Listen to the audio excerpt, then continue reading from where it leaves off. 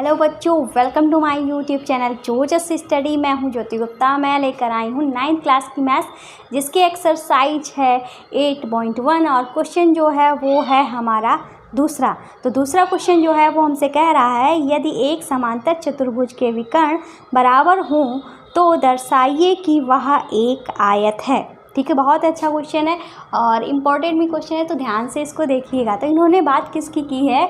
एक समांतर चतुर्भुज की बात की है।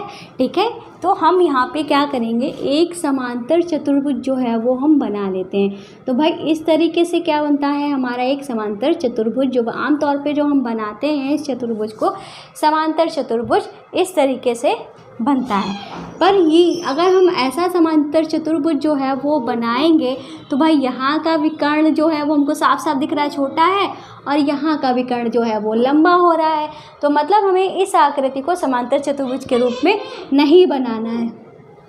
ठीक है, तो अब हम क्या करेंगे, समांतर चतुर्भुज हम ऐसा बनाएंगे जिसके विकर्ण जो हैं वो बराबर हों। तो मतलब हम इस तरीके की आकृति कोई बना लेते हैं अपने हिसाब से। ठीक है, ये विकर्ण और ये विकर्ण जो है, अब ये हमको दिख रहा है कि दोनों जो हैं वो विकर्ण हमारे बराबर हैं। तो ये भी हमारा क्या है, एक समांतर चतुर्भुज ही है। ठीक है, ये भी हमारा कैसा है, चतुर्भुज है, समांतर चतुर्भुज है। समांतर चतुर्भुज, ये भी समांतर चतुर्भुज है। क्या है कि अब हम इसमें नामकरण कर देते हैं। मान लो ये ए है, ये बी है, ये हमारा सी है और ये हमारा डी है, और यहाँ पे जो कट रहा है, जहाँ पे ये दोनों विकर्ण एक दूसरे को काट रहे हैं, वो हमारा ओ पॉइंट है। ठीक है, अब आपको समझ में आ गया कि ये वाला समांतर चतुर्भुज क्यों नहीं बना। ठीक है, अब हम क्या करेंगे, बात करेंगे हम यहाँ पे। सबसे पहले जो इन्होंने हमको दे दिया है, क्या दिया है, इन्होंने कहा है कि ये जो चतुर्भुज है, कौन सा चतुर्भुज, ए बी सी डी, ये जो चतुर्भुज है एक समांतर चतुर्भुज है। कैसा चतुर्भुज है, समांतर चतुर्भुज है। और दूसरी बात इन्होंने क्या बताई है, ये इन्होंने कहा है कि जो हमारा विकर्ण है, दोनों विकर्ण, पहला विकर्ण है AC और दूसरा विकर्ण है हमारा BD। अब किसी को अगर विकर्ण भी नहीं पता है तो वो भी बता देते हैं। भाई विकर्ण जो होते हैं एक कॉर्नर से दूसरे कॉर्नर को जो मिलते हैं वही हमारे विकर्ण होते हैं। तो AC और BD जो है वो हमारे विकर्ण हो गए। ठीक है, तो विकर्ण जो है इन्होंने कहा था बराबर है। अब हम बात कर लेते हैं त्रिभुज की बात करेंगे। कौन से त्रिभुज की, ABC, मतलब इस वाले त्रिभुज की बात करेंगे और इस वाले त्रिभुज की। कौन से त्रिभुज की, इस वाले त्रिभुज की बात करेंगे और इस वाले त्रिभुज की बात करेंगे। तो हम यहाँ पे क्या लिखेंगे, त्रिभुज ABC तथा त्रिभुज ADC में। ठीक है, ABC तथा, या हम लिख सकते हैं, हमने यहाँ पे ABC लिखा है तो B को बीच में रखा है 90 अंश वाले को। ठीक है, अभी हमें पता नहीं है 90 अंश ये है कि नहीं। इन्होंने एक्चुअली बोला है कि आयत हमें पहचानना है। ठीक है, हम मान के चल रहे हैं ये आयत है, फिलहाल अभी हमको पता नहीं है। तो हम कौन से त्रिभुज की बात कर रहे हैं, इस त्रिभुज की बात कर रहे हैं। तो हम क्या लिखेंगे, BAD। तो चाहे तो BAD लिख दो। ठीक है, क्या लिख देंगे, BAD। चलो फिर से लिख देते हैं।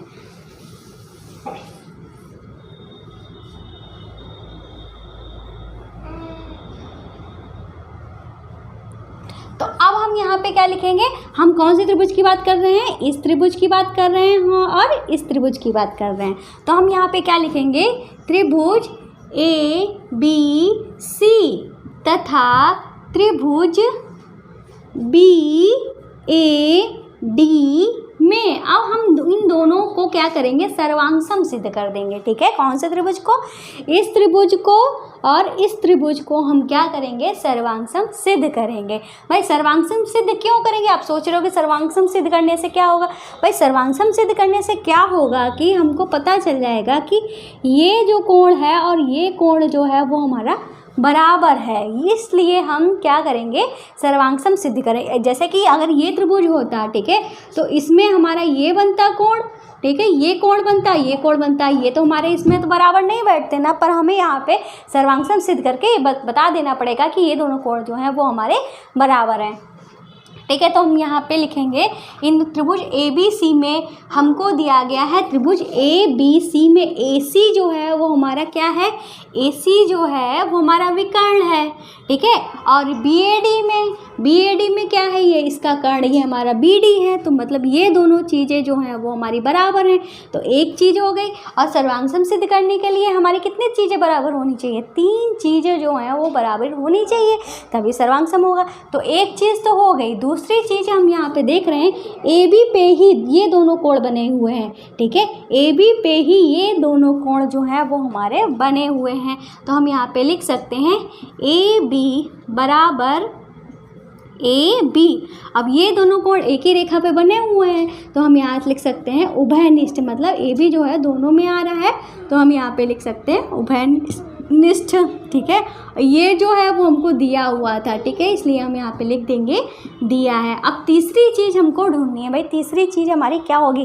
जैसा कि हम समांतर चतुर्भुज के बारे में जानते हैं, समांतर चतुर्भुज में आमने सामने वाली भुजाएं बराबर होती हैं, और ऐसे ही ये भुजा इसके बराबर हो जाएगी। तो भाई ये भी तो हमने समांतर चतुर्भुज बनाया है, मतलब ये भुजा इस भुजा के बराबर हमारी हो जाएगी, ठीक है। तो हम यहाँ पे लिख सकते हैं AD जो है, ठीक है, उसकी भुजा हमारी BC है, ठीक है। इस वाले त्रिभुज में हमारी भुजा BC आ रही है, इस वाले त्रिभुज में हमारी भुजा आ रही है AD, ठीक है।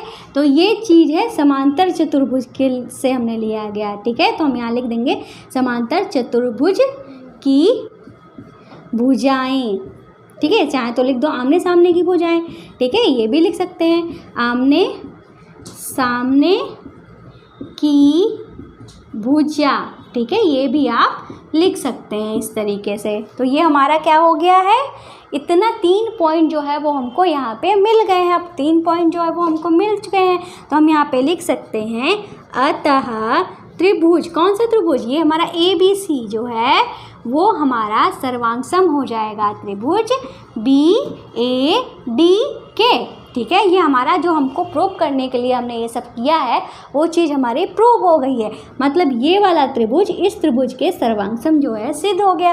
तो अब हम यहाँ पे कह सकते हैं कि ये कोण और ये कोण जो है वो हमारे क्या हो जाएंगे, बराबर हो जाएंगे। तो हम यहाँ पे लिख सकते हैं इसलिए कोण A बराबर कोण B, ठीक है। चाहे तो पूरा लिख सकते हो BAD बराबर ABC, इस तरीके से भी लिख सकते हो, इतना भी लिख सकते हो, बात एक ही है, ठीक है। कोण A जो है कोण B के बराबर हो गया। कैसे बराबर हो गया, ये हो गया है हमारा CPCT से। किससे हुआ है, CPCT से ये कोण जो है वो बराबर हो गया है। अब CPCT का मतलब होता है त्रिभुजों के संगत भाग, सर्वांगसम त्रिभुजों के संगत भाग जो होते हैं वो बराबर होते हैं। इससे कोण A और कोण B जो है वो हमारा बराबर हो गया। अब भाई कोण A कोण B जो है वो बराबर हो गया। अब हमको क्या पता है समांतर चतुर्भुज के बारे में, भाई हमको पता है ये भुजा जो होती है इस भुजा के समांतर होती है, ये भुजा इस भुजा के समांतर होती है। ऐसे ही ये भी हमारा समांतर चतुर्भुज है, ये भुजा इसके समांतर है, ये भुजा इसके समांतर है। तो हमने आपको कॉन्सेप्ट ये पहले ही पढ़ाया हुआ है। जब हमारी 2 समांतर रेखाएं दी होती हैं और तीसरी रेखा कोई हमको इन समांतर रेखाओं को काटती है, जैसे कि ये 2 हैं, हमारी समांतर रेखा दी गई है और ये रेखा जो है इन 2 समांतर रेखाओं को काट रही है, तो ये जो अंदर वाले अंतः कोणों का योग जो होता है वो हमारा क्या हो जाता है, 180 अंश हो जाता है।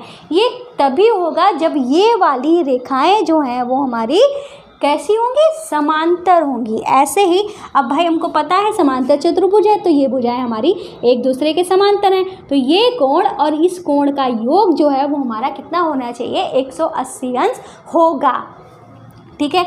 तो हम यहाँ पे लिखेंगे समांतर चतुर्भुज के अंतः कोणों के योग से, ठीक है। तो अंतः कोणों के योग से हमारा क्या हो जाएगा, कोण A जो है और प्लस कोण B जो है, ठीक है, कोण A कोण B का योग जो है वो हमारा क्या होना चाहिए, 180 अंश होना चाहिए। ठीक है, तो भाई अब हमने यहाँ पे क्या देखा था कि कोण ए जो है कोण बी जो है वो दोनों ही बराबर है, मतलब हम कोण बी की जगह पे हम क्या लिख सकते हैं, कोण ए लिख सकते हैं। तो हम यहाँ पे कोण ए तो उतार ही लेते हैं और कोण बी की जगह पे हम कोण ए जो है वो लिख देंगे। तो ठीक है, अब हमने बराबर में 180 अंश पे लिख दिया। अब क्या हमारे ये 2 कोण ए, 2 बार कोण ए लिखा है तो इसको हम लिख सकते हैं 2 कोण ए बराबर 180 अंश। इस तरीके से हम इसको लिख देंगे। अब 2 से हम काट सकते हैं, 2 1 कम 2 और 2 नेम 18 0, मतलब हमारा कोण ए जो है वो कितना आ गया है, 90 डिग्री आ गया है। वाह, समांतर चतुर्भुज आमतौर पे ऐसा होता है, तो आमतौर पे ऐसा होता है तो इसमें तो 90 डिग्री नहीं होता है ना, पर ये जो हमने समांतर चतुर्भुज बनाया था इसमें ये कोण ए जो आया है वो कितना आया है, 90 डिग्री आया है। ठीक है, अब कोण ए हमको पता है कितने, ये बराबर किसके है, कोण ए जो है वो कोण बी के हमारे बराबर है। ठीक है, इसलिए ये कोण बी भी हमारा कितने का हो जाएगा, 90 डिग्री का हो जाएगा। अब भाई इसी प्रकार से हमारे कोण बी, कोण डी और कोण सी भी हो जाएंगे। तो हम यहाँ पे लिख देंगे, इसी प्रकार कोण सी बराबर कोण डी बराबर 90 डिग्री, मतलब हमारे सारे कोण जो हैं वो 90 डिग्री के आ गए हैं। अब हमको पता है अच्छे से, एक आयत जो होता है उसके क्या, एक आयत जो होता है उसके चारों कोण जो होते हैं वो 90 डिग्री के ही होते हैं। अब यही हमको लाना था, हमको यही बताना था भाई 90 डिग्री आ जाएगा, अगर इसके कोण जो हैं वो 90 डिग्री आ जाएंगे तो ये हमारा आयत हो जाएगा। ठीक है, तो फिलहाल नीचे जगह नहीं, मैं बिगाड़ना नहीं चाह रही हूँ, तो यहाँ पे सबसे नीचे आपको लिखना पड़ेगा, पर मैं यहाँ पे लिख रही हूँ, अतः सभी कोण समकोण, 90 डिग्री को हम समकोण भी कहते हैं। ठीक है, समकोण होने के कारण यह समांतर चतुर्भुज एक क्या हुआ, आयत है, आयत हुआ। ठीक है, ये लिख दो, आयत हुआ। इस तरीके से पूरा क्वेश्चन जो है वो हमारा कंप्लीट हुआ। तो उम्मीद है क्लास जो है आपको उस क्लास में ज़रूर मज़ा आया होगा, नया कॉन्सेप्ट जो है वो सीख के मज़ा आया होगा। ठीक है, तो अब आपको एक और बात बता देते हैं भाई, समांतर चतुर्भुज जो है वो हमारा आयत भी हो सकता है, वर्ग भी हो सकता है। ठीक है, इसमें कोई घबराने की कोई बात नहीं है। और समांतर चतुर्भुज हमारा समलंब भी हो सकता है। ठीक है, समलंब नहीं, सॉरी, समचतुर्भुज भी हो सकता है। ठीक है, तो क्लास जो अगर अच्छी लगी हो तो भाई क्लास को सब्सक्राइब जरूर कर देना, चैनल को सब्सक्राइब जरूर कर देना, क्लास को लाइक कर देना और चैनल को शेयर करना भी भाई मत भूलना। और आपको बता दें, अगर आपको मैथ्स के छोटे छोटे कॉन्सेप्ट जिसकी वजह से आपको मैथ्स से डर लगता है या आपके घर में किसी को मैथ्स से डर लगता है, ठीक है, तो क्या करना है भाई, आपको हमारी लाइव क्लास जो है वहाँ पे मैं आपके डाउट्स जो हैं लाइव क्लियर करती हूँ। ठीक है, वहाँ पे बहुत सारे बच्चे पढ़ने आते हैं। अगर आप भी इंटरेस्टेड हैं तो डेली 8 बजे लाइव क्लास होती है हमारे इस वाले चैनल पे, जोजस स्टडी साइंस पे। ठीक है, अगर आप रीजनिंग भी पढ़ना चाहते हैं तो 7 बजे आ जाइएगा, वरना आप 8 बजे जो है वो अपनी मैथ्स की क्लास जो है अटेंड कर सकते हैं। और आपको बता दें, इसी चैनल पे हमारे आपकी, ठीक है, 6, 7, 8, 9, 10 की साइंस की क्लासेस भी पढ़ाई जा रही हैं। ठीक है, वहाँ पे क्लासेस भी हो रही हैं। अगर आपको हमारा ब्लॉग चैनल देखना है तो इस पर चले जाइएगा, इसको भी सब्सक्राइब कर लेना। अगर आपको थोड़ी बहुत इंग्लिश घर वाली जो भाषा होती है हमको समझ नहीं आता इस बात को इंग्लिश में कैसे कहें, हालांकि आपको इंग्लिश आती है उसके बावजूद भी, ठीक है, आपको समझ नहीं आ रहा है कि इस बात को कैसे बोला जाएगा। ठीक है, तो यहाँ पर आप ज़रूर आ जाइए और टेलीग्राम को ज्वाइन कर लेना। यहाँ पर बहुत सारी प्रैक्टिस जो है वो होती रहती है और क्विज़ेस वगैरह कराते रहते हैं, और वहाँ पे जो इम्पोर्टेंट फैक्ट हमारे लिए जानने ज़रूरी है वहाँ पे होते रहते हैं। तो भाई आज की क्लास में बस इतना ही, मिलते हैं नेक्स्ट वीडियो में, तब तक के लिए बाय बाय, नमस्ते।